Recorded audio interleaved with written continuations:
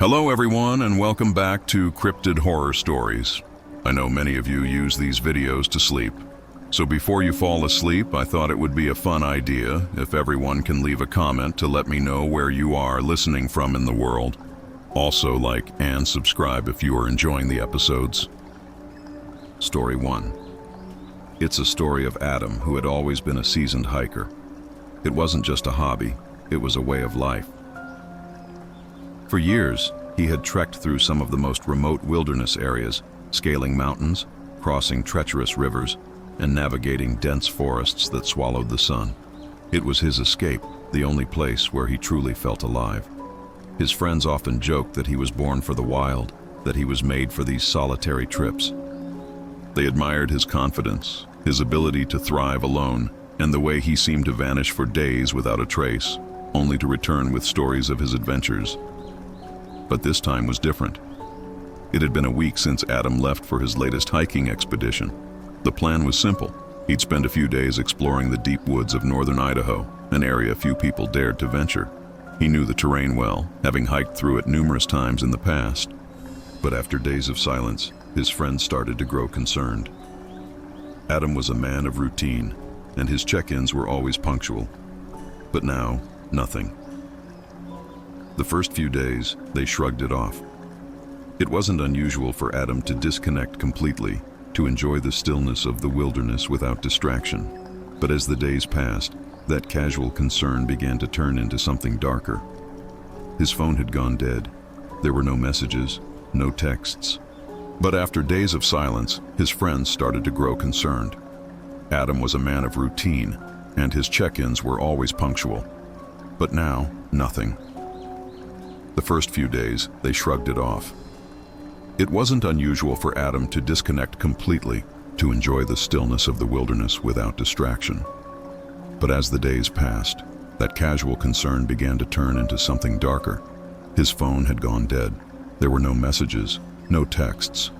He had joined Adam on many hikes, and he knew that the woods could be deceptive. Sometimes people got disoriented, sometimes people got lost. But the look in his eyes now was one of fear. Real fear, a fear Mark had never seen before. The group set off, calling out for Adam, hoping for a response. The trail was rough and overgrown, a reminder of how little anyone ventured into this part of the wilderness. Hours passed, and there was no sign of him, no footprints, no clues. He had joined Adam on many hikes, and he knew that the woods could be deceptive. Sometimes people got disoriented, sometimes people got lost. But the look in his eyes now was one of fear. Real fear, a fear Mark had never seen before. The group set off, calling out for Adam, hoping for a response. The trail was rough and overgrown, a reminder of how little anyone ventured into this part of the wilderness. Hours passed, and there was no sign of him, no footprints, no clues. Something wrong. What the hell was that? Sarah, another friend of Adam's, asked, her voice shaking slightly. She had been hiking for years, but she had never heard a sound like that before. I don't know, Mark replied, his voice tight with unease, but it doesn't sound natural. They stood still, listening. The growl came again, closer this time, and there was something else, something almost human about the sound. It wasn't just an animal's growl. There was a scream mixed in with it, a scream that sounded like it was in pain. I think we should head back, Sarah said, her voice trembling. But Mark shook his head. No, he said, his eyes scanning the shadows of the forest. We're not leaving without Adam. They pressed on, determined to find their friend, but the atmosphere only grew heavier. The growls persisted, now almost constant, echoing through the trees. They tried to follow the sounds, hoping they would lead them to Adam, but it only seemed to get worse. The growls were no longer distant. They were all around them, surrounding them, closing in, and that scream, it didn't stop. It echoed through the forest, rising in pitch until it was almost unbearable. It was unmistakably human. Adam! Mark yelled, his voice hoarse, but no answer came. Just the scream, the growl, and the deep silence that followed. They kept walking, every step feeling heavier, as though the very air was pressing against them. Suddenly, they stumbled upon something, Adam's backpack. It was lying on the forest floor, half buried under a pile of fallen leaves and branches. The bag was open, and its contents were scattered around it. His water bottle, a flashlight, a map. But there was no sign of Adam. "That's his," Sarah whispered, kneeling beside the bag. "He was here." Mark crouched beside her. His hands trembled as he reached for the map, but his eyes were fixed on something else. Footprints. Faint, barely visible, but unmistakable in the dirt. They led deeper into the woods. "We have to keep going," Mark said, his voice tight with desperation. "He's out there." They followed the tracks, each step taking them deeper into the wilderness. The growls were now constant, circling them. The scream, too, had become a fixture in the air, twisting with a horrible, almost inhuman edge. Then they saw him, or what was left of him. Adam was standing in a small clearing, but he wasn't alone. His body was gaunt, his clothes ragged and torn. His skin was pale, his eyes wide with an expression of pure terror. But it wasn't just his appearance that made their blood run cold. It was the way he moved, slowly, stiffly, like he wasn't entirely in control of his own body. "Adam," Mark called out, his voice breaking. But the figure didn't respond. Instead, it let out another growl, a low, bone-chilling sound that sent shivers down their spines. It sounded wrong, not human, not entirely. The figure turned slowly, revealing its face, Adam's face. But something was wrong. His mouth was twisted, stretching unnaturally wide, as if something inside him was trying to force its way out. His eyes locked onto theirs, and for a moment, it was as if he recognized them. Then, the scream came again, this time louder, sharper, filled with so much anguish that it made their stomachs churn. "Run!" Sarah screamed, grabbing Mark's arm. They turned and fled, but the sound of Adam's voice, his distorted, tortured voice, followed them. The growls, the screams, the twisted echoes of something that had once been their friend, kept haunting them as they ran through the woods. The trees seemed to close in around them, the shadows growing longer, the air growing colder. They didn't stop running until they reached the trailhead, and when they looked back, the sounds faded into the distance. But they knew Adam was gone, and whatever had taken his place, whatever creature now roamed the woods in his skin, was still out there. They never found Adam's body, but the growls still echo through the forest, and the screams, those haunting, human-like screams, can still be heard by anyone brave or foolish enough to venture too deep into the wilderness. Some say it's Adam, trapped in the woods. Others say it's something else, something that wears his face. Either way, the woods have claimed another soul, and it's waiting for the next to wander too close. Story number 2. The Dogman Cult. In the small, forgotten town of Eldridge, nestled deep within the forested hills, life had always been simple and quiet. The kind of place where everyone knew everyone, where rumors spread like wildfire, and strange happenings were whispered about when the moon was full. Eldridge was a town of secrets, a town whose history was buried beneath layers of time and silence. But there was one secret that no one dared to speak aloud, a secret that had been kept hidden for generations. The town was home to a cult. It wasn't a normal cult, though. It wasn't one that held its ceremonies in plain sight or met in broad daylight. No, this cult worshipped something ancient, something primal, something that was not human. The members of the Dogman cult were not just followers. They were devoted, fanatical, willing to sacrifice everything for their twisted devotion. They revered the Dogman, a creature of myth that stalked the forests surrounding Eldridge, a creature with the body of a man and the head of a wolf, half beast, half human, and wholly terrifying. The cult had been around for as long as the town had existed, but few had ever heard of it. Its rituals were kept in the shadows, practiced deep in the woods, away from prying eyes. That is, until the transformations began. It started with one of the cult's oldest members, Thomas Gray. He was a quiet man, always keeping to himself, but it was clear he had been a part of the cult since its inception. His transformation was slow, At first, just whispers of strange behavior. He began disappearing for days at a time, returning with wild, unkempt hair and a gleam in his eyes that unsettled everyone who saw him. People began to notice the subtle changes, the sharpness of his teeth, the growth of his nails, the unnatural way his posture had shifted. His body became more muscular, more animalistic. Then came the howls. The sound echoed through the night, sharp and unsettling, like the cry of a wolf mixed with something human. It started as an occasional noise, but soon it became a nightly occurrence. Neighbors would wake to hear it, followed by the distant rustling of trees, the sound of something large moving through the woods. When Thomas's behavior became too erratic, the townspeople decided to confront him. They went to his home one evening, knocking on the door, but it wasn't Thomas who answered. It was something else. The man who opened the door was no longer the man they once knew. His eyes were wild and yellow, like those of a wolf, and his skin was paler, stretched over a frame that was too broad, too muscular. His jaw had elongated, and his teeth were sharp, like those of a carnivorous beast. He growled at them, a sound that sent chills down their spines, and then he slammed the door shut. That was the last anyone saw of Thomas Gray, at least in his human form. From that night on, the howls grew louder, and sightings of a creature roaming the woods became more frequent. It was as if the very forest itself was alive with the curse of the Dogman. Soon after, other members of the cult began to change. It wasn't just Thomas. A handful of others, all longtime members of the group, started to exhibit the same disturbing symptoms. At first, they tried to keep their transformations hidden, but it became impossible to ignore. The people of Eldridge could feel the air shift, thick with something dark and unsettling. Rumors swirled, stories passed down from generation to generation, all warning of the Dogman and the price of worshiping it.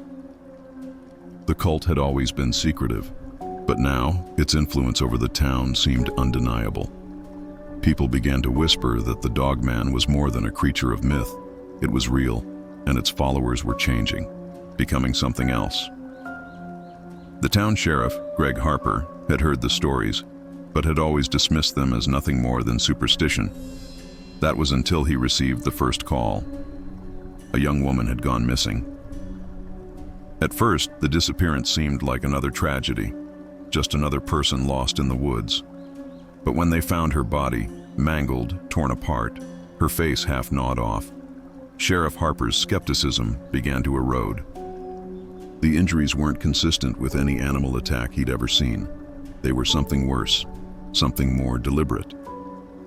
He launched an investigation, pulling together a small team to comb the woods surrounding Eldridge.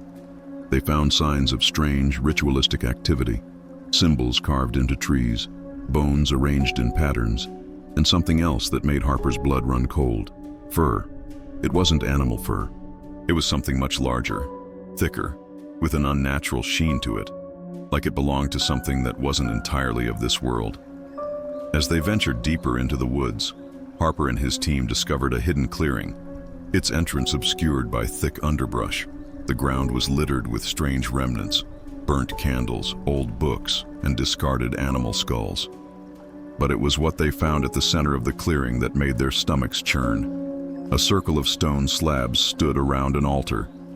Atop it was a strange, twisted figure, half man, half beast, with glowing yellow eyes that pierced the darkness. Its fur was matted and blood-stained, and its mouth was stretched into an eerie grin that seemed to mock them. And there, in the shadows, were the cult members, dozens of them, their faces hidden beneath hooded robes.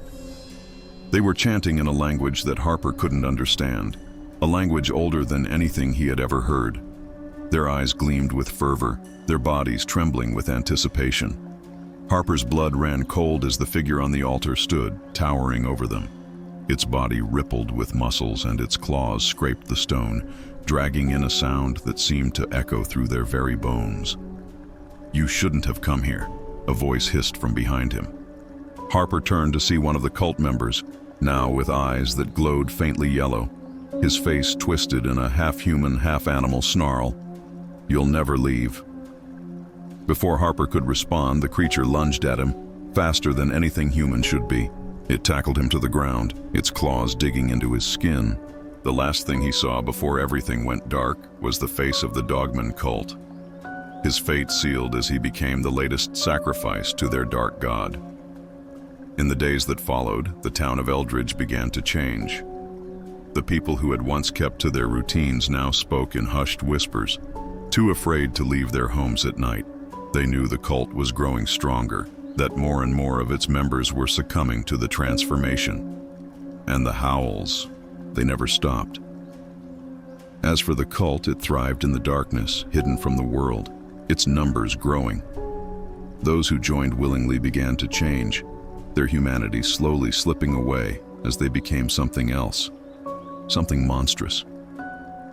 The town was now a breeding ground for the Dogman, and its cult was its keeper, pulling in anyone desperate enough to become one of them. The people of Eldridge had learned the price of worshiping the Dogman, but now it was too late. The creature's grip on the town was complete, and it would not let go. Story number 3, The Howling Woods. It was supposed to be a weekend of fun, a break from the busy lives they all led. 5 friends, Chris, Sarah, Evan, Molly, and Jake, set out for a camping trip in the deep woods, far from the noise and chaos of the city. They had no plans other than to relax by the fire, tell stories, and enjoy the beauty of nature. But they didn't know that the forest they were entering was not like the others they had hiked through before. The woods of Pine Ridge were known for their stillness, a heavy, almost suffocating quiet that hung in the air like a secret waiting to be uncovered. As they set up camp near a small clearing, the sun began to dip below the horizon, casting long shadows across the ground. The trees stood tall and silent, their trunks twisted and gnarled, like something out of an old horror story. A sense of unease settled over the group, but they brushed it off, laughing as they unpacked their gear. This was the perfect place to unwind, away from the world, surrounded by the peaceful sound of chirping crickets and rustling leaves. As night fell, the forest grew still. The crackling of their campfire was the only sound that broke the silence. They sat around it, telling stories, enjoying the warmth. But as the night deepened, something felt off. There was a subtle tension in the air, a quiet tension that gnawed at the back of their minds. Evan was the first to hear it. At first, it was faint, a distant, deep growl that seemed to come from the depths of the woods. He dismissed it as nothing more than the sound of a wild animal, maybe a bear or some other predator. But then it came again, louder this time, echoing through the trees. And then it stopped. "That's not normal," Chris said, his voice tinged with unease. "That sounded too deep for a bear." Sarah nodded, her eyes scanning the darkness beyond their campfire. The sound wasn't like anything she had ever heard in the woods before. It wasn't the howl of a wolf, nor the roar of a bear. It was something else entirely, something that stirred a primal fear deep within her. They decided to dismiss it, thinking it was just their imagination. But that night, as they huddled in their tents, they heard the growl again. It was closer this time, closer than before, and this time, it was followed by a low, bone-chilling howl that reverberated through the trees. Evan, now wide awake and filled with dread, climbed out of his tent to check the perimeter. "It's probably just some wolves," he muttered to himself, trying to calm his racing heart. But as he peered into the darkness, the hairs on the back of his neck stood up. He could feel eyes on him, though he saw nothing. "Evan?" Sarah's voice broke through the night air. "What's going on?" He turned to see her standing in the doorway of her tent, eyes wide with fear. "I don't know," he said, his voice tight. "But I have a bad feeling about this." Just as he was about to say more, a loud snap echoed through the trees. Something large was moving in the forest. The sound of branches snapping and leaves crunching underfoot was unmistakable. And then a low growl. "Run!" Chris yelled from inside his tent, his voice frantic. Without a second thought, the group scrambled to grab their belongings, stumbling over each other in their panic. They didn't know what was out there, but whatever it was hunting them. They grabbed their flashlights and ran, their hearts pounding as they darted into the trees, desperate to get away from whatever creature was stalking them. But the forest was dark, and their flashlights barely pierced the thick canopy above them. The trees seemed to twist and writhe as they ran, the shadows distorting around them. The ground was uneven, and their feet caught on roots and rocks, sending them tumbling forward. It felt like the forest was alive, pulling them in different directions, forcing them to get lost. And then the howls started again. This time, they were much closer. Too close. The growl was louder, angrier, and unmistakably close. They could hear something moving in the underbrush just out of sight, its footsteps echoing in the dark. But every time they turned around, there was nothing there. "Where is it?" Molly gasped, her breath ragged as they continued running. "It's toying with us," Evan said, his eyes darting around the trees. "It's predicting our moves." The group tried to stay together, but the forest seemed to shift around them. No matter which way they ran, they kept coming back to the same spot, the clearing where their camp had been set up. It was as if the woods were folding in on themselves, trapping them in a loop. "We can't outrun it," Sarah said, her voice trembling as she looked around at her friends. "It's like it knows where we're going before we do." They tried to find another way out, but every path led them back to the clearing, and each time, the growl grew louder, closer, more threatening. The creature was toying with them, driving them into a panic. Suddenly, there was a rustle behind them. They turned to see glowing yellow eyes emerge from the shadows, large, unblinking, and focused on them.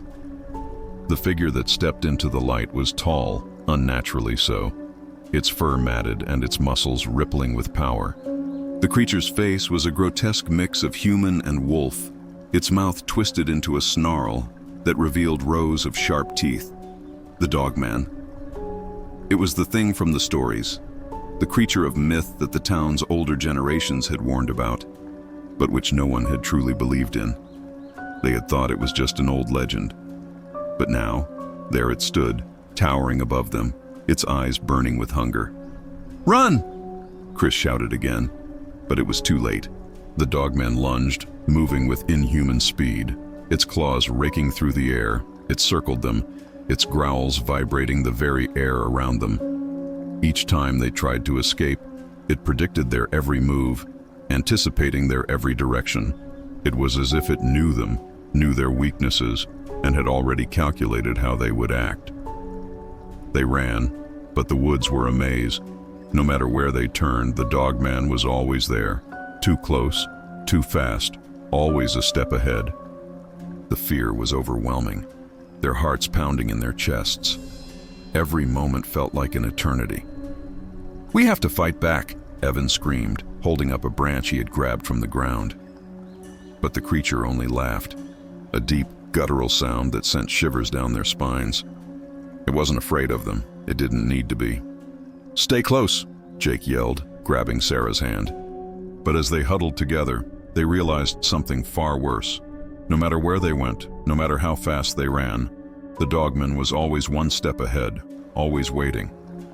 And then, just as quickly as it had appeared, the creature vanished back into the forest, leaving them standing in the eerie silence.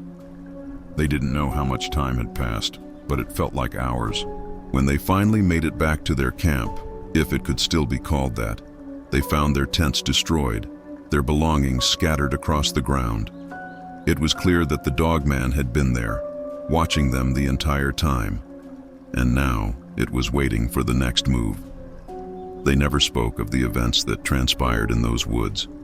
No one believed them.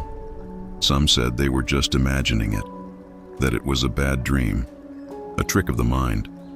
But the five of them knew the truth. The Dogman was real. And the woods had a way of trapping those who dared to enter, turning their fear against them. And so the howling woods remained as they always had, silent, waiting. No one would ever venture near Pine Ridge again, not without hearing the growls that lingered in the air or the howls that echoed through the trees. The Dogman was always there, waiting for the next unlucky souls to wander too far. Story number 4. The Dogman's Reflection. Mark Stanton had never been the type of person to believe in superstitions or the supernatural. He was a simple man, quiet, introverted, and living in the small rural town of Hawthorne Ridge.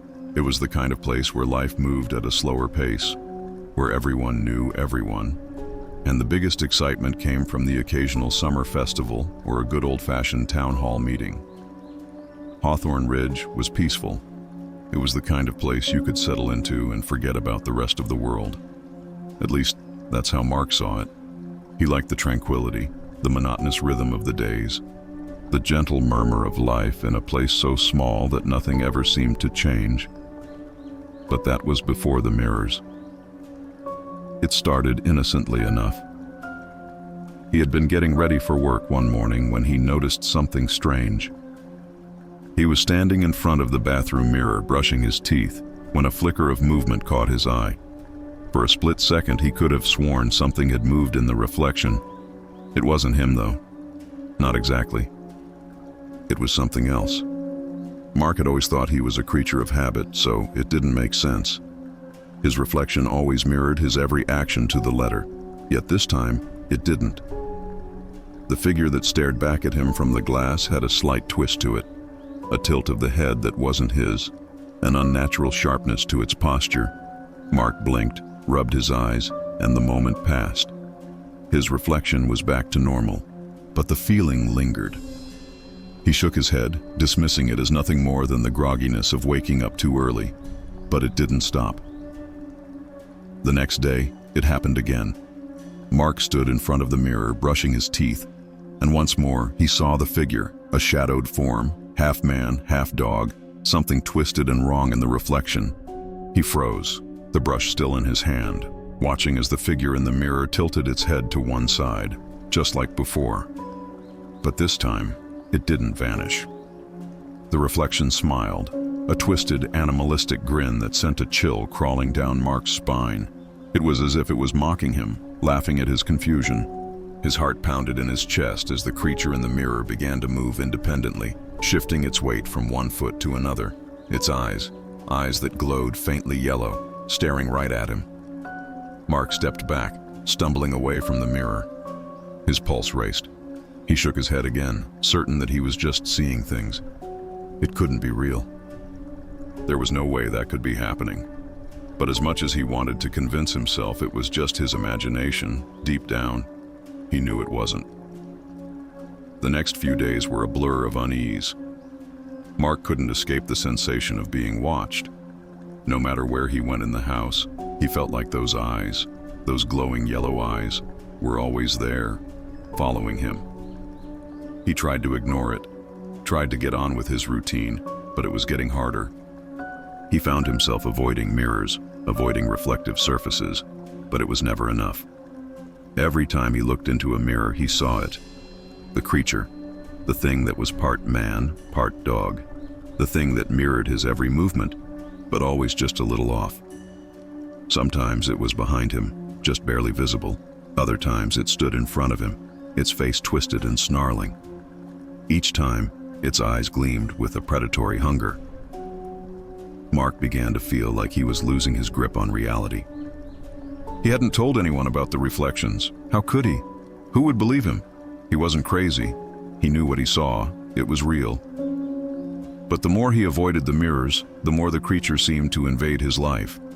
It started appearing in windows, in glass surfaces, in every reflective surface he passed, and each time the creature grew more powerful. It didn't just mimic his movements anymore. It began to anticipate them. It was always a step ahead. It always knew where Mark was, what he was about to do. One night, Mark awoke to the sound of footsteps outside his bedroom door. His heart leaped in his chest as he sat up in bed, the silence of the room broken only by his rapid breathing. He grabbed his phone, checked the time, 3:27 a.m. No one should have been there. No one ever came around this late. He stood up cautiously, his feet silent against the hardwood floor, and made his way to the door. The footsteps outside had stopped. He opened the door, scanning the hallway. Empty, just shadows. But then he noticed it. The bathroom door was ajar, a sliver of light spilling out from the crack. Mark hesitated, a sick feeling twisted in his stomach. He approached the door slowly, his pulse pounding in his ears. When he stepped into the bathroom, he froze. The mirror was fogged up, clouded with condensation. But it wasn't just the usual steam from a shower or a sink. It was like someone had breathed on it, slowly and deliberately, and as the steam cleared, there it was again. The creature.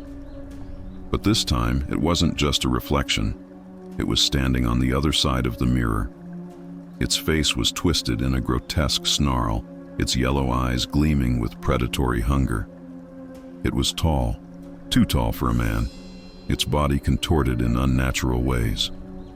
The head, half human, half wolf, twitched, its jagged teeth visible as it bared its fangs at Mark. The creature reached out, its its claws, pressing against the glass, and Mark couldn't breathe. It wasn't supposed to be able to do that. It wasn't supposed to be able to touch him. He backed away slowly, his legs shaking, but it wasn't enough. The reflection mirrored him perfectly, but it also reached out for him, its claws scraping against the glass with a sound that made his blood run cold. Then, the glass began to crack. Mark's breath caught in his throat. The cracks spread across the mirror like a spider's web, and the reflection smiled. No, grinned, its teeth too sharp, its eyes glowing brighter now, as if the very creature inside the glass was coming to life. With a scream, Mark turned and fled, stumbling out of the bathroom. He ran through the house, tearing down the stairs, but the creature was always behind him, always just a step away, its claws tapping on the glass with every turn he made. By the time he reached the front door, it was already too late. The reflection had broken free. It had followed him into the real world. Mark's scream echoed through the empty streets of Hawthorne Ridge, swallowed by the silence of the town. No one ever found him. Days later, the only thing left behind was a broken mirror in the center of his living room, shards scattered across the floor. And when people came to investigate, they saw it. His reflection, now twisted and snarling, trapped forever in the glass. Some say Mark was taken by the creature, consumed by it, and that it continues to haunt the mirrors of Hawthorne Ridge to this day. Others say it was Mark himself who became the creature, a man transformed into something more than human, something part man, part beast. And some say that if you look closely enough into the glass, you can still see him, the twisted reflection of Mark Stanton, staring back at you, waiting for you to make a mistake. Story number 5, The Silent Witness. Dr. Samuel Hale had always considered himself a man of science. A small-town veterinarian in the quiet community of Greenwood Hollow, he'd seen his fair share of injuries and illnesses. But nothing ever truly shook him. He'd dealt with everything from routine checkups to broken limbs, and over the years, he'd developed a calm demeanor, an ability to handle the most gruesome situations with a steady hand. But that all changed the night he found the creature in the woods. It had been a regular evening when he received the call. An injured animal, possibly a wolf, had been found near the outskirts of the forest. He quickly grabbed his medical kit, not thinking much of it. Wolves weren't uncommon in the area, and a few cuts or abrasions were no challenge for him. What he found in the woods, however, was far from ordinary. The creature was large, too large to be a wolf, and its body was twisted, covered in matted fur, its muscles rippling beneath its skin in a way that shouldn't have been possible. Its face, though, was the most disturbing part. It was a grotesque blend of man and beast, with the sharp snout of a wolf and the cold, intelligent eyes of something far more human. Its ears were pointed, alert, and its mouth, though still, bore a faint snarl, showing off rows of razor-sharp teeth. Dr. Hale approached cautiously, heart pounding in his chest. The creature's body was battered, deep gashes marred its sides, and it was clear that it had been in a fight. But it was still alive, though barely.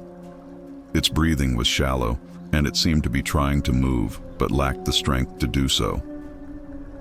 "Easy, boy," Hale muttered, kneeling beside the creature. "I'm not here to hurt you." His voice was calm, but even as he spoke, he felt an odd unease settle over him. There was something in the creature's eyes, something almost human, and it sent a chill down his spine. He reached out slowly, extending his hand toward the creature's torn flank, his medical kit already open. He needed to stop the bleeding. He was used to handling injured animals, but this was different. There was a presence about it that made the hairs on the back of his neck stand up. The creature flinched as he touched its side, but it didn't snap at him. Instead, it merely stared at him, its yellow eyes unblinking, studying him with an intelligence that was unsettling. Hale's hand froze. The creature's gaze was intense, almost as though it were sizing him up, understanding him, and the thought sent a wave of unease through his chest. It wasn't like any animal he had ever encountered before. As he began to clean the wound, he noticed something even stranger.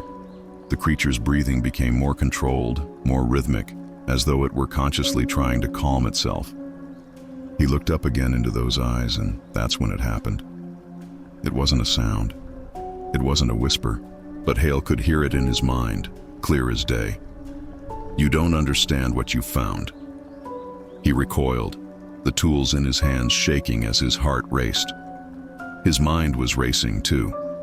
He hadn't heard the words audibly, but they were unmistakably clear, as though someone had spoken directly into his thoughts. He blinked, unable to comprehend what had just happened. Was he hallucinating? Was the stress of the situation getting to him? He quickly shook it off and continued treating the wound, trying to push aside the creeping feeling that something was terribly wrong. But the words echoed in his mind again, stronger this time. "You are not the first to try to help me. You will not be the last, but you do not know what you are dealing with." Hale's hands froze once again. His pulse quickened and his blood ran cold. The creature's yellow eyes seemed to narrow, locking onto his with an intensity that felt suffocating. There were flashes of strange symbols, of people gathered around a fire, chanting in a language that Hale didn't recognize. But the one image that stuck with him was the creature itself, its form shifting, changing, evolving, until it became something more than just an animal. The voice returned, clearer now. "I am what you cannot understand, and I am what you will fear." Hale stumbled back, his heart hammering in his chest. He had to get away. He had to run. But his legs felt like they were made of stone, rooted to the ground as the creature's gaze never left him. The creature's eyes softened just slightly, as if it could sense his panic. Then, something even more chilling happened.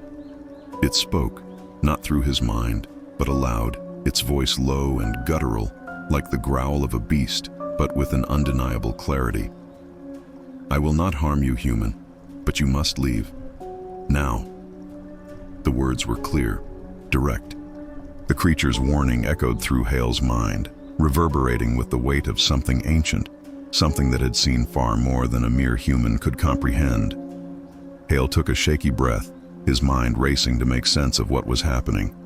The creature had spoken to him not just once, but twice, and not in the way animals communicated. No, this was something else, something far more intelligent, far more aware. He glanced at the creature, now still but watching him with unnerving patience. The blood on its side was slowly clotting, and though it was still injured, there was a sense of power radiating from it, as if it were more than capable of defending itself. Why are you here?" Hale finally managed to ask, his voice hoarse. He wasn't sure what he expected to hear, but he knew this wasn't an ordinary animal. "I have been here longer than you, and I will be here long after you are gone. But you, human, have seen me, and for that, you must understand the cost of knowledge." Hale stepped back, fear gripping him like a vice. The creature's words were heavy, ominous, and its meaning was clear. Whatever this being was, it wasn't something that could be understood with logic or reason. I'll help you," Hale said, his voice shaking. "Just let me finish. I can help you heal." The creature's eyes softened again, a flicker of something resembling gratitude passing through them, but it quickly disappeared. "You will help me now, but you must leave when I am well. Your world is not my world, human. And if you stay too long, you will learn what lies beyond." As Hale finished tending to the creature's wounds, he didn't speak again. His heart still raced, his mind reeling from the strange communication he had shared with the being before him. He knew one thing for sure. He couldn't stay in Greenwood Hollow anymore. The knowledge he had gained, the glimpse into something beyond the natural world, was something no man should ever witness. It was something that would haunt him forever. When he finished, he slowly stepped back, his eyes lingering on the creature one last time. Its eyes followed him, as if knowing he would leave, and as if that was exactly what it wanted. Hale never spoke of what happened that night. He left Greenwood Hollow the very next day, unable to shake the feeling that the creature's gaze was still watching him, following his every move. Some say he went on to live a quiet life, but others claim he was never the same. They say he heard the creature's voice again, whispering to him in the dark, even from miles away. But no one truly knows the truth of that night, or what Hale experienced in the forest. Some things, it seems, are better left forgotten. Story number 6, The Old Cabin. It was supposed to be the perfect getaway, a chance for the Anderson family to escape the stress of their daily lives and reconnect in nature. They had rented a secluded cabin deep in the woods for a week, far from the distractions of technology and city noise. The cabin itself was rustic, charming in its own way, though it had an eerie atmosphere. It had stood there for decades, weathered by time and the elements, surrounded by a dense forest that seemed to swallow up the light of day. At first, everything felt right. The family, Mark, his wife Eliza, and their 2 children, Sophie and Ben, settled in quickly. The cabin was cozy, with a large stone fireplace, wooden floors that creaked underfoot, and walls adorned with old photographs and antiques. The first night, they gathered around the fire, laughing and telling stories as the wind howled outside. The dark woods surrounding them were peaceful, almost calming, with only the occasional rustle of leaves in the breeze. But it was on the second night that things began to change. Mark had gone outside to get some firewood after dinner. The air was cold, thick with fog, and the moon barely pierced the dense canopy of trees overhead. As he was stacking the wood near the cabin, he thought he heard something, a low, guttural growl that seemed to come from the trees. His heart skipped a beat. He brushed it off as the wind or some wild animal, but the growl lingered in his mind. He returned inside quickly, not wanting to spook his family, and put the thought aside. Later that evening, as the family settled in for the night, the peacefulness of the cabin began to feel different. It felt heavier, oppressive, as though something was watching them from outside. The wind picked up, rattling the windows and shaking the cabin's wooden frame. Mark, trying to ignore his growing sense of unease, pulled the curtains shut. But something about the darkness beyond the glass seemed too thick, too suffocating. That night, as they lay in bed, the first scraping sound came. It was faint at first, just a subtle noise like nails dragging against wood. Sophie sat up in bed, her eyes wide with fear. "Mom, what was that?" she whispered, her voice trembling. Eliza froze, her heart pounding. Mark's eyes darted toward the window, but it was dark, too dark to see anything outside. "It's probably just an animal," Mark said, though his voice didn't sound as confident as he wanted it to. He stood up and pulled back the curtains, scanning the woods outside. Nothing moved in the shadows. The trees were still, the fog hanging in the air like a blanket. But then, just as he was about to turn away, the scraping noise came again, louder this time, more deliberate, as though something was purposefully dragging its claws along the wooden walls of the cabin. Mark's stomach churned. The hairs on the back of his neck stood on end. He glanced at Eliza, her face pale, eyes wide with terror. He could feel the weight of something unnatural pressing in on them, something that shouldn't be in those woods. "Stay inside," Mark said, his voice strained as he tried to reassure them. "I'll go check it out." He grabbed a flashlight and stepped outside, the beam cutting through the thick fog. The woods seemed darker now, the trees towering like sentinels, blocking out the stars. The air smelled earthy, damp, but there was something else, something metallic, almost rancid, that stung his nostrils. Mark moved cautiously, his flashlight sweeping across the ground. There was nothing, no footprints, no signs of any animal, just the thick underbrush, the silence broken only by the occasional creak of the trees in the wind. He stood still for a moment, listening. Then he heard it again. The scrape. It was closer now, coming from the side of the cabin. Mark turned toward it, his heart pounding louder with each step. That's when he saw it. A figure, massive, its shape barely visible in the darkness, slithered along the side of the cabin.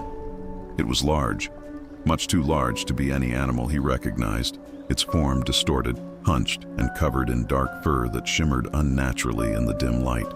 He froze, his breath caught in his throat. It moved slowly, purposefully, like a predator stalking its prey. The scraping sound was its claws dragging against the wood. It seemed to be testing the walls, circling the cabin like it was waiting for something. Mark's pulse raced. He turned and ran back inside, slamming the door shut behind him. His family was already gathered in the living room, eyes wide with fear. Sophie was clutching her stuffed bunny, and Ben was holding Eliza's hand tightly. "We need to leave," Mark said, his voice tight. "Now." But it was too late. That night, the creature's growls came louder, more persistent. It was circling the house, scraping at the windows, its growls vibrating through the walls. Each time they tried to peer outside, the darkness beyond was impenetrable, hiding whatever was lurking there. The house groaned under the weight of something enormous moving around it, but no matter how much they listened, they couldn't hear it coming closer. It was always just out of sight. They barricaded themselves in the bedrooms, but even there, the creature was relentless. The scraping came from every side of the cabin, as if it was everywhere at once. The windows rattled violently, and the floorboards creaked beneath its weight. It wasn't just an animal. This thing was hunting them. Sophie's voice cracked through the silence. "What is it? What does it want?" Eliza pulled her children close, her heart racing in terror. "I don't know, sweetie. But we have to stay quiet. We have to stay safe." As the hours passed, the sounds grew more frantic. The creature seemed to be testing every possible way into the cabin. Its growls turned into deep, throaty roars, shaking the very foundation of the house. Then a loud crash from the back of the cabin made them jump. The thing had found something, its claws scraping against the wood in a rhythmic, maddening way, as if it were trying to tear the walls apart. Mark's mind raced. He tried the phone, no signal. The car keys were nowhere to be found. They were trapped alone, and the creature outside was growing more agitated. Then, the scraping stopped. For a moment, the silence was absolute, but it wasn't the comforting kind. It was the silence of something waiting. Mark pressed his ear to the wall, straining to hear any movement. He caught a faint whisper in the distance, the sound of twigs snapping, like something was moving just beyond the trees, drawing closer. And then, the growl. It was low, deep, almost mournful. The creature was circling again. It was waiting for the family to make a mistake. By morning, the growls had ceased. The scraping was gone. The fog had lifted, and the sunlight broke through the trees, casting long shadows across the cabin.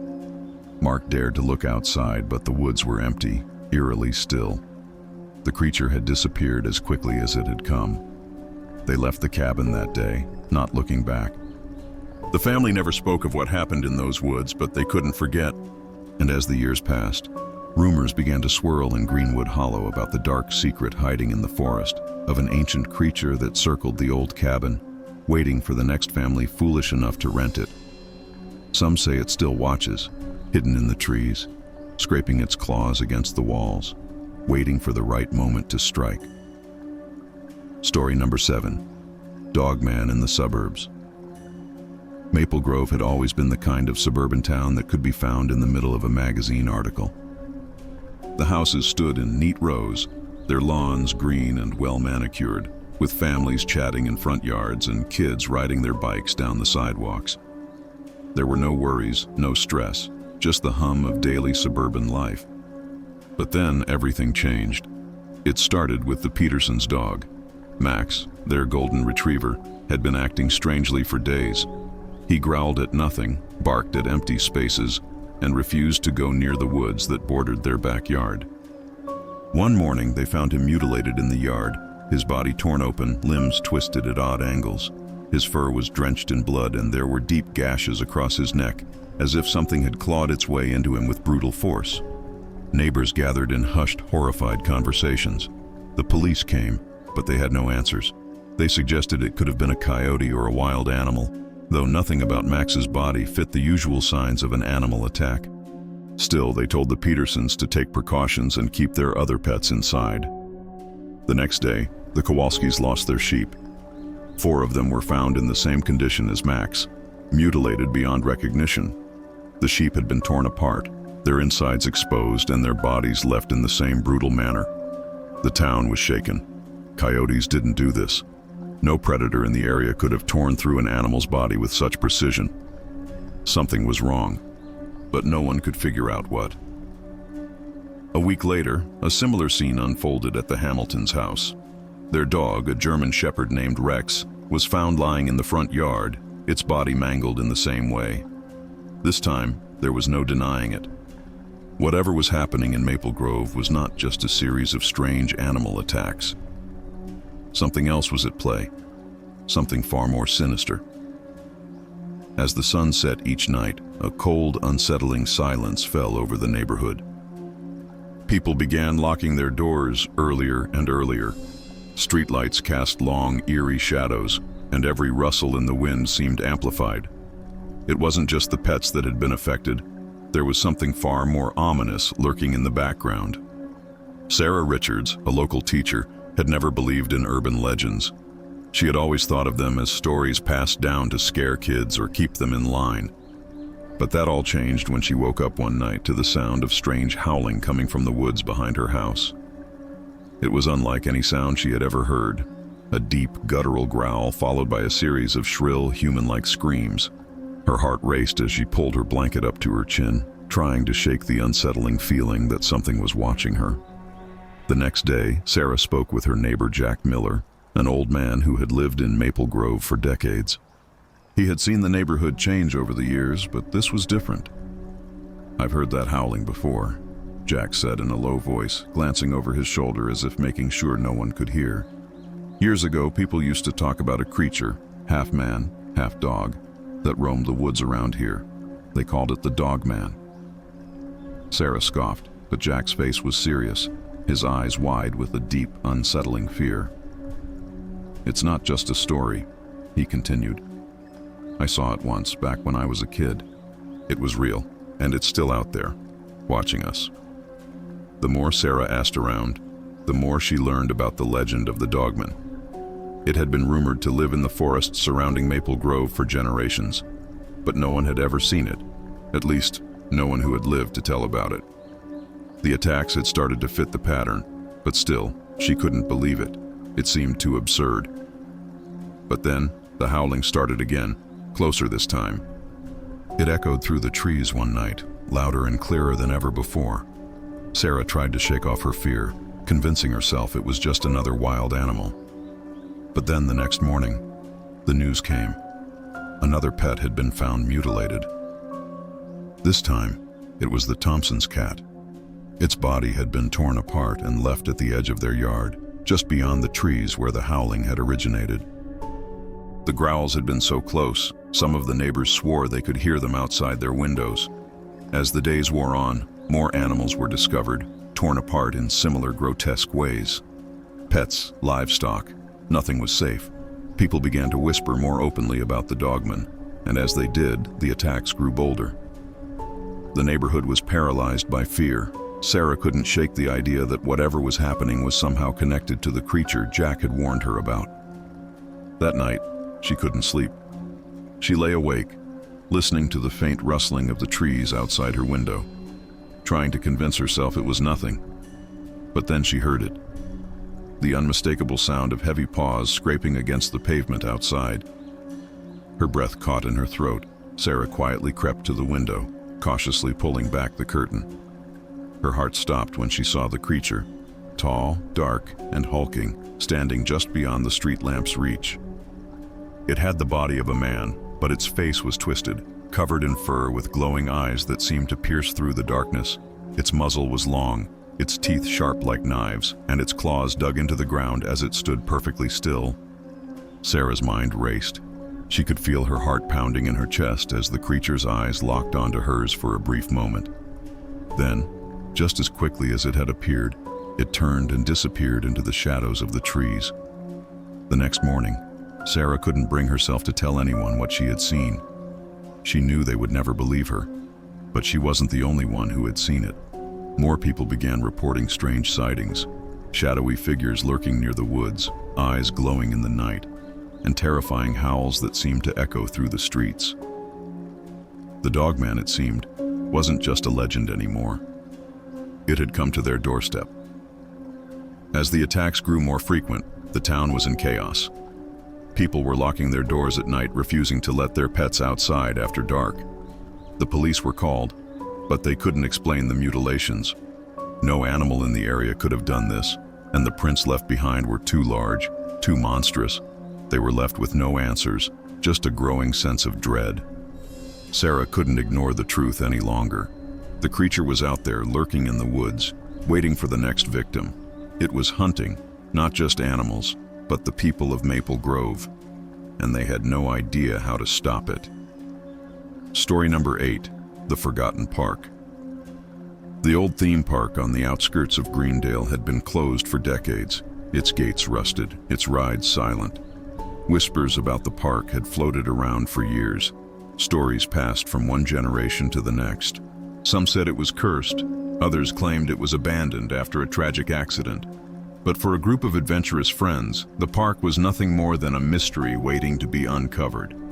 Sophie, Mark, Eli, and Tessa had grown up hearing the stories about the place, how it had been the crown jewel of the town before it was suddenly shut down. No one knew exactly why, but the rumors of strange occurrences had kept the park from ever reopening. The stories of people vanishing, the eerie sounds that came from the empty grounds at night, these were the things that fueled their curiosity. One warm evening in late spring, they decided to venture into the forgotten park, hoping to uncover the truth. The entrance was easy to find, hidden behind overgrown trees and bushes. The tall iron gates were rusted shut, but with a little effort they managed to slip through the gaps in the metal. They stood in front of the looming archway, the words Wonderland Park barely legible above the entrance. The faded peeling sign seemed to mock them. "Are we really doing this?" Mark asked, his voice unsure, though his eyes gleamed with excitement. "Why not?" Sophie grinned. "We've come this far." They stepped onto the cracked pavement, the air thick with dust. The once vibrant colors of the park's attractions were now muted, faded by time. The Ferris wheel loomed in the distance, its rusted frame standing like a skeletal reminder of a forgotten era. The carousel, with its once cheerful horses, now stood still and decayed. A thick fog had begun to settle over the grounds, giving everything an eerie, dreamlike quality. "This place gives me the creeps," Eli muttered, his hand nervously gripping his flashlight. Tessa, ever the brave one, laughed. "Come on, guys, it's just an old theme park. What's the worst that could happen?" They wandered deeper into the park, their footsteps echoing in the silence. The further they went, the more the park seemed to close in around them. The towering rides cast long shadows, and strange noises, creaks, groans, and distant rattles seemed to come from every direction. "Do you hear that?" Mark asked, his voice tense. It was a low, throaty growl that seemed to vibrate through the ground beneath their feet. "Probably just some animal," Sophie said, though she didn't sound convinced. She had heard it too. It was the kind of growl that didn't belong in an empty park. They continued walking, their flashlights flickering as they passed through rows of dilapidated booths and rusted carnival games. It wasn't long before they came across the old funhouse, a massive, twisted structure with crooked windows and broken mirrors. The door was ajar, and the air inside seemed to beckon them. "Let's check this out," Eli said, eager to prove his courage. The group stepped inside, and immediately, the temperature seemed to drop. The air was thick, heavy with the scent of mold and rot. The walls were lined with mirrors that distorted their reflections into grotesque, stretched versions of themselves. The floor creaked beneath their feet, and the low growl from outside grew louder, closer. "I don't like this," Tessa whispered, her voice barely audible. "It's like something's watching us." Before anyone could respond, there was a loud bang from the back of the funhouse. A door slammed open and the group froze. From the darkness beyond, a figure emerged. Tall, hunched, its eyes glowing faintly in the dark. It moved with unnatural speed, its form more animal than human. The creature's face was twisted, its features a grotesque mixture of man and beast, with sharp teeth that glinted in the dim light. Its body was covered in matted fur, and its hands were long and clawed, scraping against the walls as it approached them. "What the hell is that?" Mark gasped, his heart racing as he backed away. The creature didn't speak, but it growled, a deep, guttural sound that vibrated through their bones. It took a step closer, its eyes locking onto theirs, and then, just as quickly, it lunged. Sophie screamed, but it was Eli who reacted first. He grabbed Tessa's arm and yanked her toward the exit. "Run. Now." They sprinted out of the funhouse, the creature hot on their heels. The growling was deafening now, echoing through the empty park. The group dashed past the broken booths and abandoned rides, not daring to look behind them. They made it back to the gates, but the creature wasn't far behind. It was faster than they were, its footsteps heavy and relentless. Just as they reached the gate, it let out a final roar, its claws scraping against the ground. The air was thick with tension, and for a moment, the group thought they wouldn't make it out. But then, with a deafening crash, the creature stopped. They turned around, breathless, to see it standing just beyond the entrance. Its eyes locked onto theirs, its body trembling with fury. And then, with one last terrifying growl, it turned and disappeared into the shadows of the park. The friends stood there, too scared to move, too shocked to speak. They had just escaped whatever was lurking in the forgotten park. But they knew one thing for certain. The creature wasn't just a random anomaly. It had been there for years, waiting, hunting. As they hurried away from the park, they glanced back, half expecting to see the creature standing at the gates, watching them leave. But the park was silent, empty, as though nothing had ever happened. But they knew better. The forgotten park wasn't just abandoned, it was cursed, and the creature that roamed its grounds was its dark guardian, watching, waiting for the next group of fools to wander in. And it wouldn't stop until it claimed them. Story No. 9, The Dogman Hunter. For decades, Caleb Monroe had built a reputation. He was known across the country as the man who could find and kill anything: cryptids, legends, monsters. He was the one people turned to when they wanted to rid themselves of the things that went bump in the night. Bigfoot, he'd killed too. The Jersey Devil, he'd shot it in the dark of the Pine Barrens. And now his latest obsession was the Dogman. The Dogman, a creature half man, half wolf, had been spotted in various regions of the Midwest for years. Sightings were rare but terrifying. People talked of it. Tall, hunched, with glowing eyes, sharp claws, and a howl that could freeze your blood. Caleb didn't believe in fairy tales or folklore, but when the reports started coming in more frequently, something about it caught his attention. The creature was real, and it was killing. He'd spent months tracking the Dogman. The first clue came from a farmer in Michigan who had found his cows torn apart, their bodies savagely mauled. The farmer had heard strange howls at night, and the animals had been mutilated beyond recognition. Caleb knew that sound. It was the signature of something primal, something vicious. The next encounter was in the woods of Wisconsin. A couple had disappeared after hiking into the forest. Their campsite found abandoned, their tents shredded. Only the husband's torn jacket and a set of enormous paw prints remained. Caleb had found them 2 days later.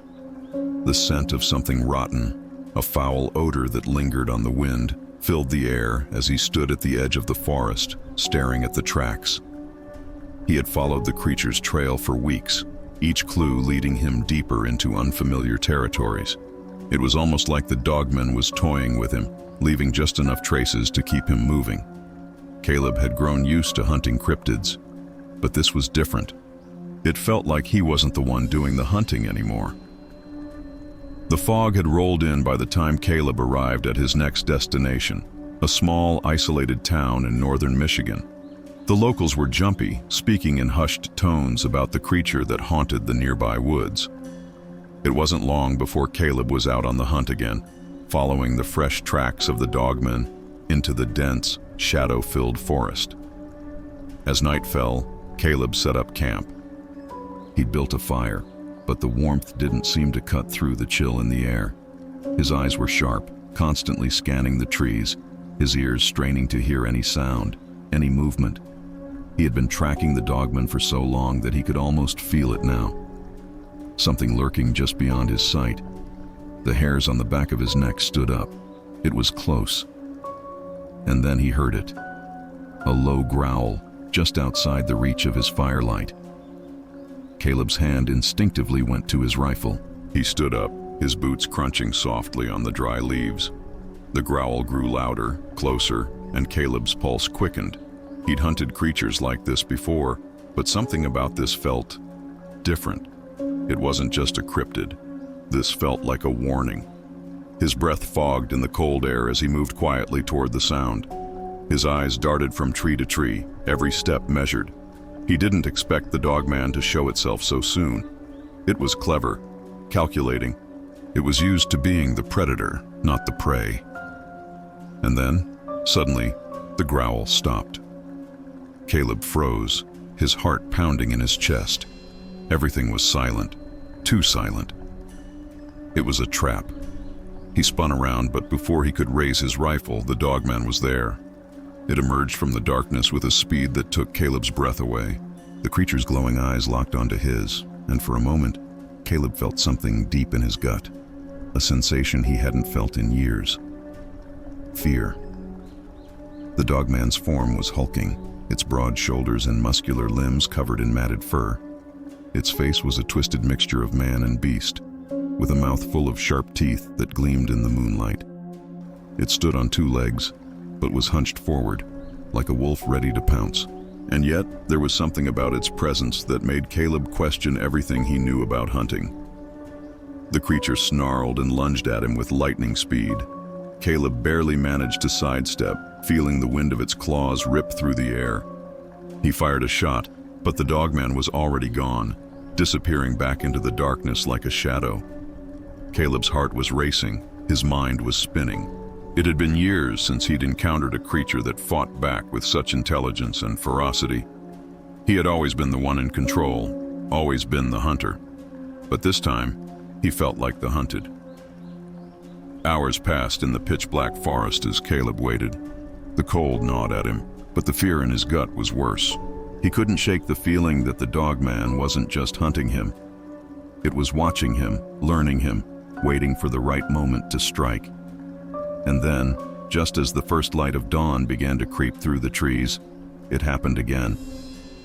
Another growl. Louder this time. Caleb's body went rigid. His senses were on high alert. He knew this sound.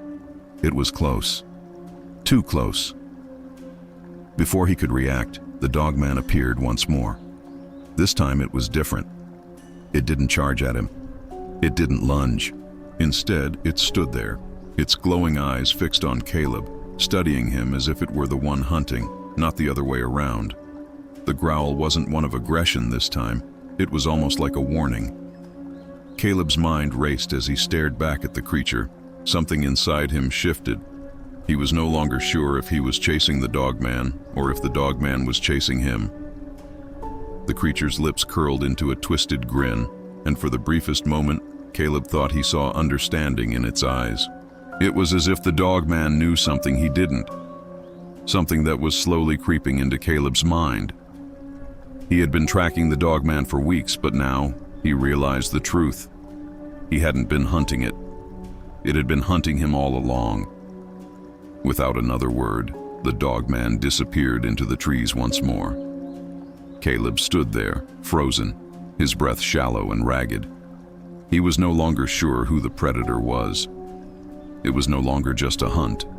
It was a game. A game the dogman had been playing for far longer than he had known. And Caleb was beginning to wonder if he'd ever make it out of these woods alive. Story number 10. Echoes of the Dogman. The dense forest of Pine Ridge had been the subject of countless rumors for years, a place where strange sightings had been reported for decades. and where the local folklore spoke of a creature, half man, half beast, that prowled the woods under the cover of night.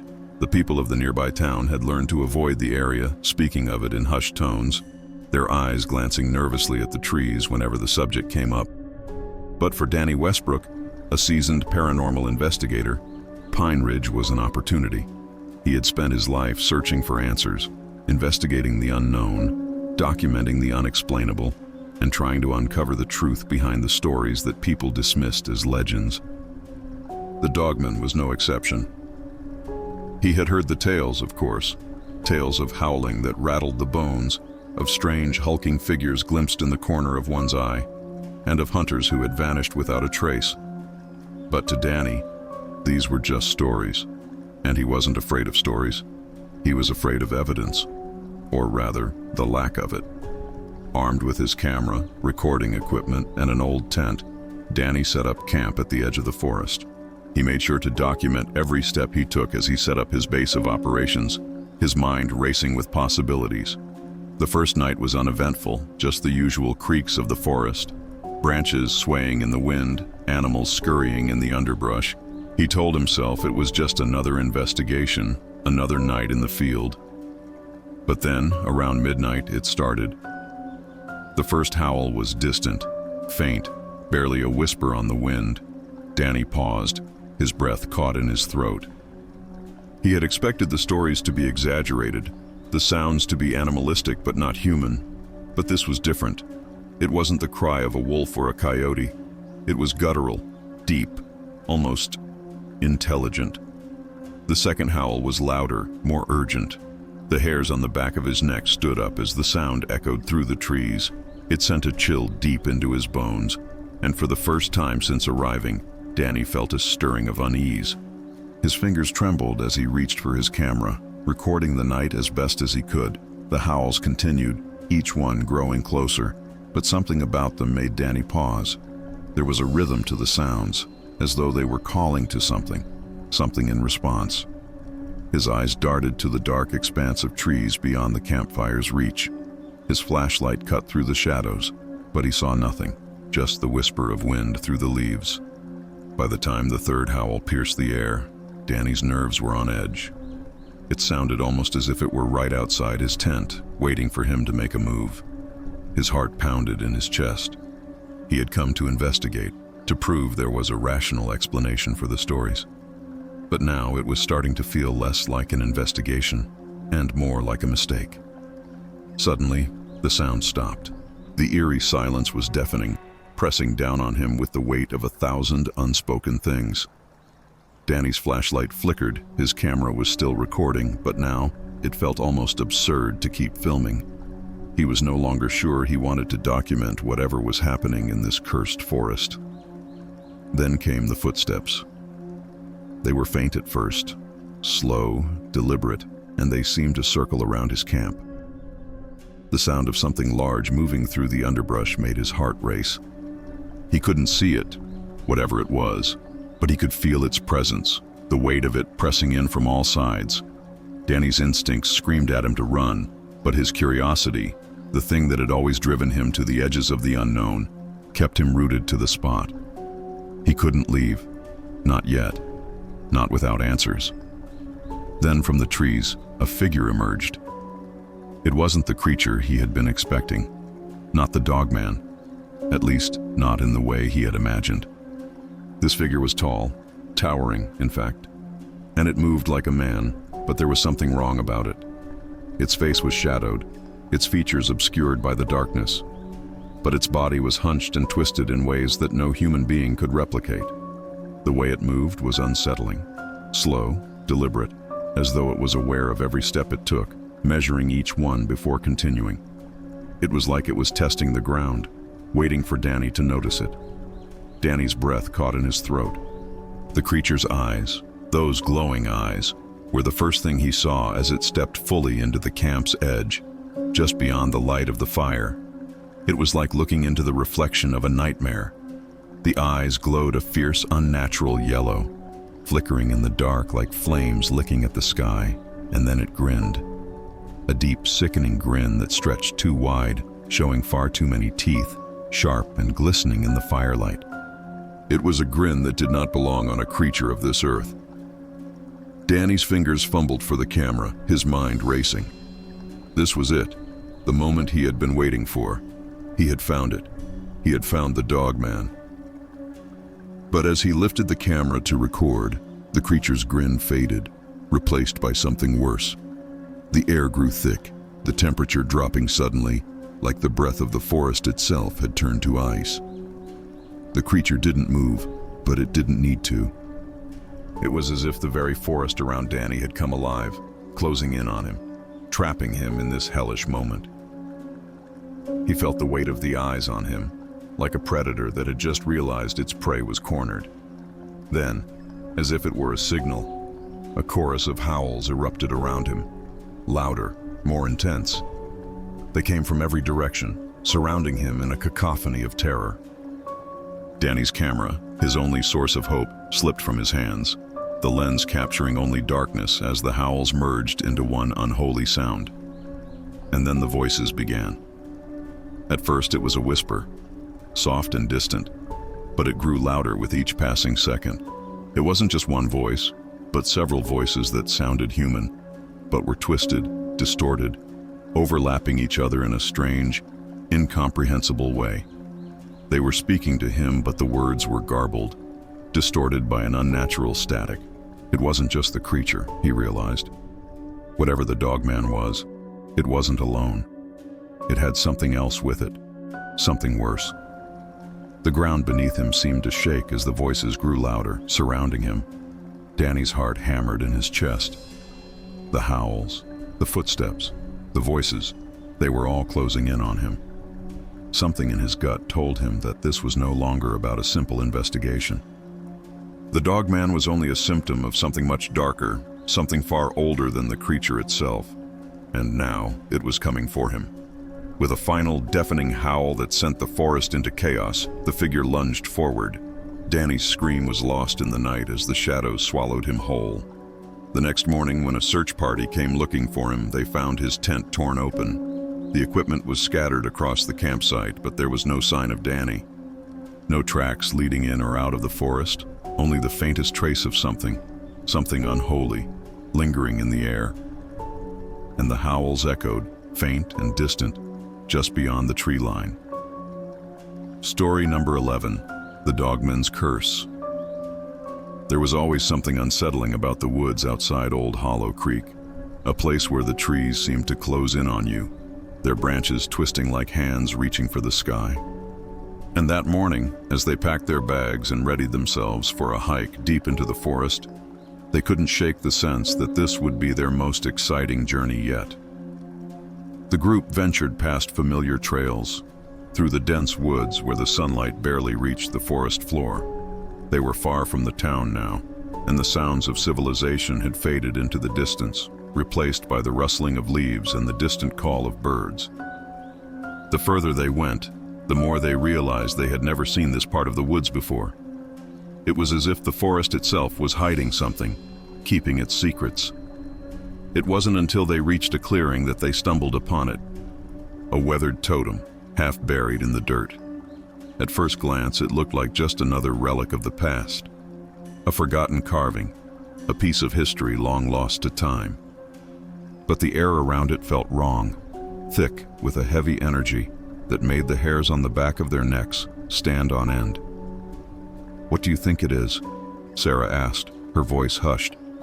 Her eyes traced the strange symbols etched into the totem's surface.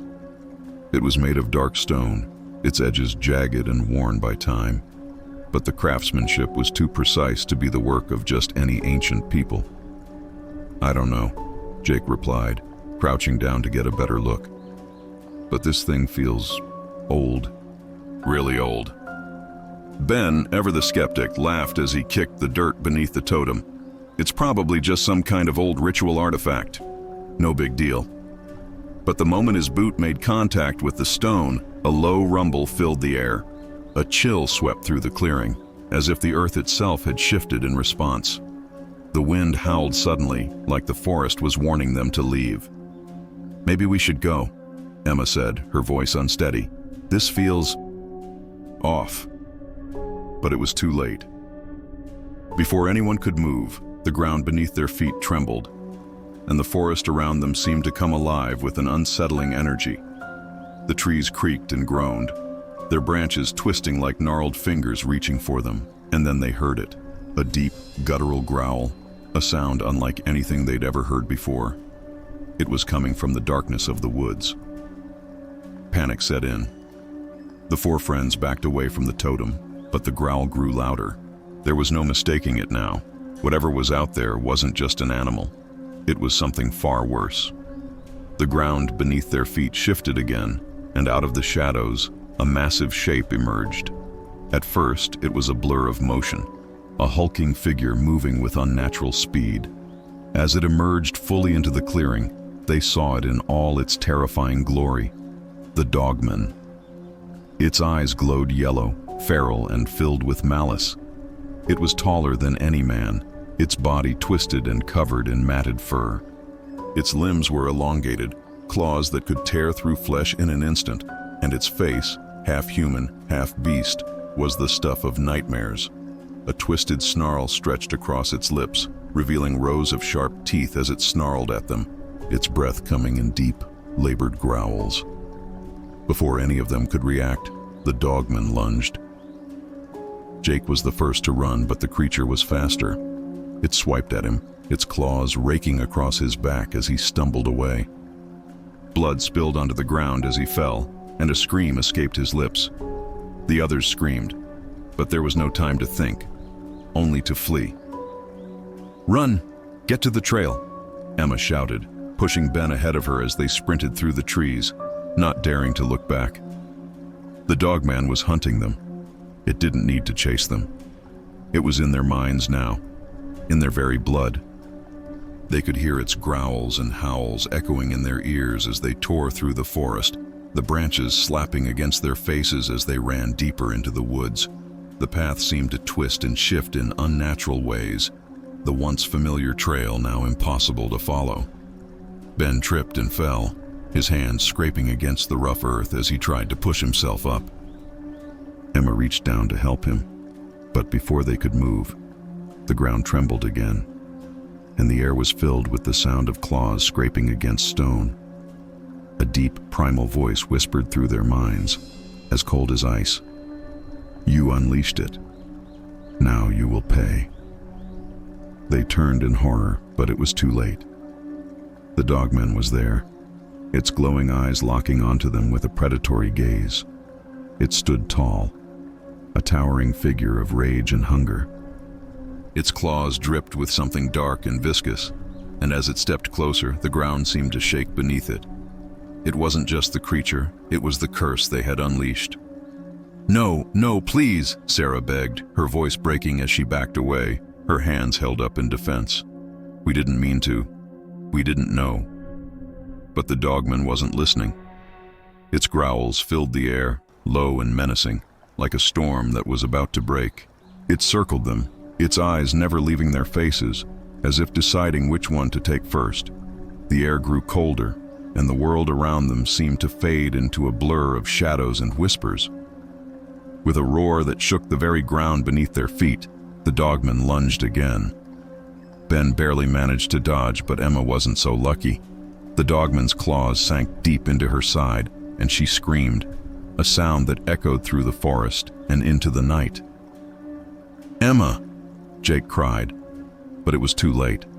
The creature had her in its grip, and before anyone could react, it dragged her away, vanishing into the dark heart of the woods. Panic consumed them.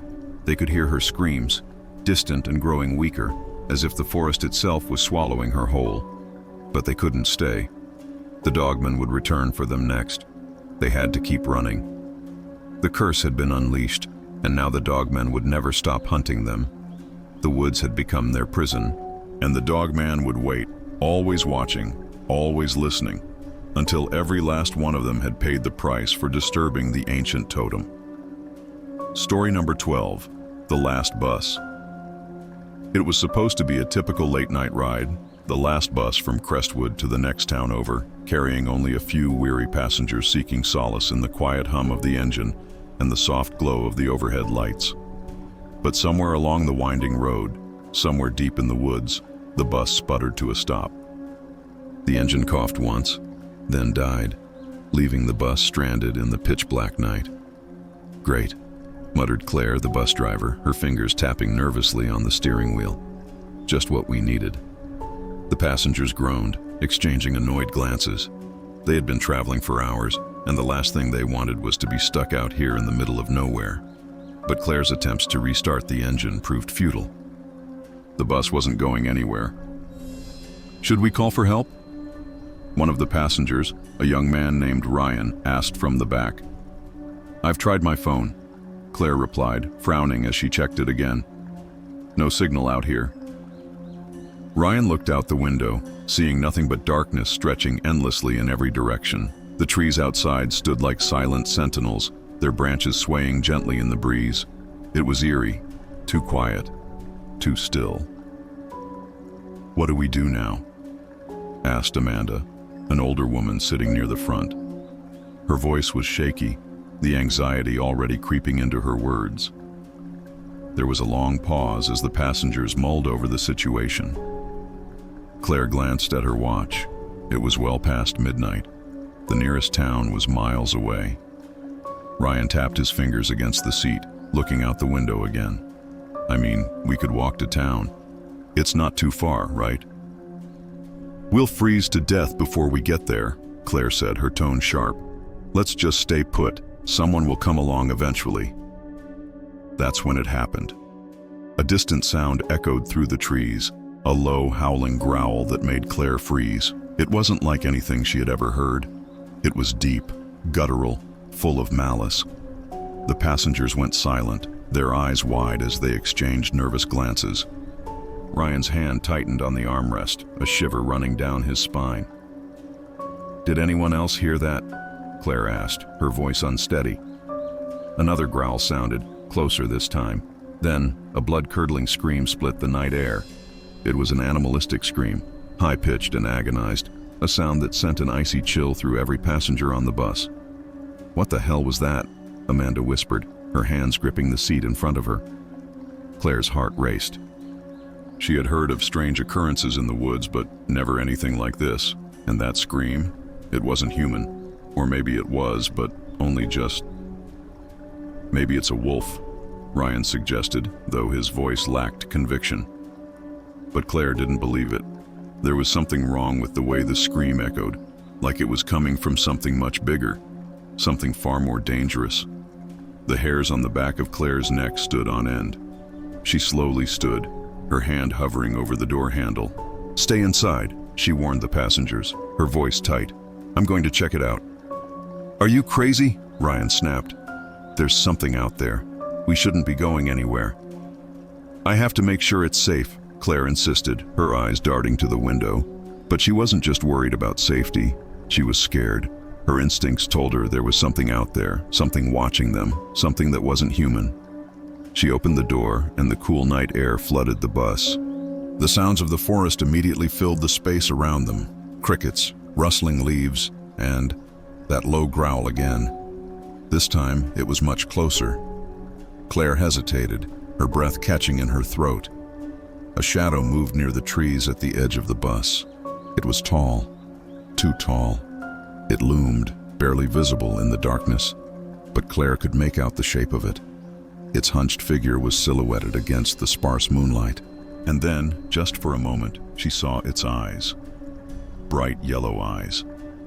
The creature's head was massive, its snout elongated like that of a wolf, but its body was unlike anything she had ever seen. Its shoulders were broad, and its legs were muscular, bent in strange angles. It was something from her nightmares. Claire slammed the door shut, her heart hammering in her chest. "It's not safe." "Get away from the windows!" The passengers scrambled, their breath quickening as they tried to make sense of the chaos unfolding outside. The bus groaned and shuddered as the creature began circling it, its growls growing louder, deeper. Ryan's voice cracked. "What is that thing?" The low growl came again, followed by another scream, closer now. It was unmistakable. The Dogman, the creature from the legends. The stories that no one took seriously. Claire glanced around, her mind racing. We have to get out of here. Now. The group scrambled, panicked. There was no clear escape, no clear way out of the terror that was closing in on them. Claire's mind raced, but she could barely think. They couldn't stay on the bus. It wasn't safe.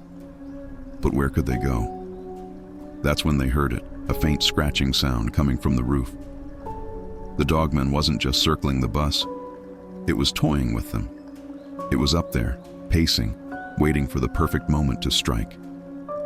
And if it was on the roof?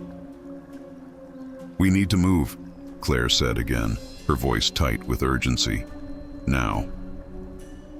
With no other choice, the group grabbed their things and bolted out of the bus, running in every direction. The dogman's growls reverberated through the trees, its pursuit relentless. Claire, leading the way, screamed at the others to keep up. It wasn't long before the first scream cut through the night, Amanda's. Claire spun, looking around in the darkness. She could barely make out anything through the blackness. Her heart sank as another scream echoed, but this time it wasn't a voice. It was a howl, a victorious, guttural sound that sent shivers down her spine. The dogman had taken Amanda. Ryan, Ben, and Claire pushed forward, but they were running blind, adrenaline making them reckless. The forest seemed endless, the trees closing in as the growls grew louder, circling them like vultures. And then, as they rounded a bend in the road, they saw it, an abandoned house, dilapidated and covered in ivy. It wasn't much, but it was a place to hide. They rushed inside, slamming the door behind them. But the howling continued outside. The dogman was still out there, hunting them, waiting for them to make a mistake. And in the silence of the house, Claire realized there was no escape. Not from the woods, not from the creature that had followed them in. It was only a matter of time before the dogman would find them, and this time, it wouldn't let them get away.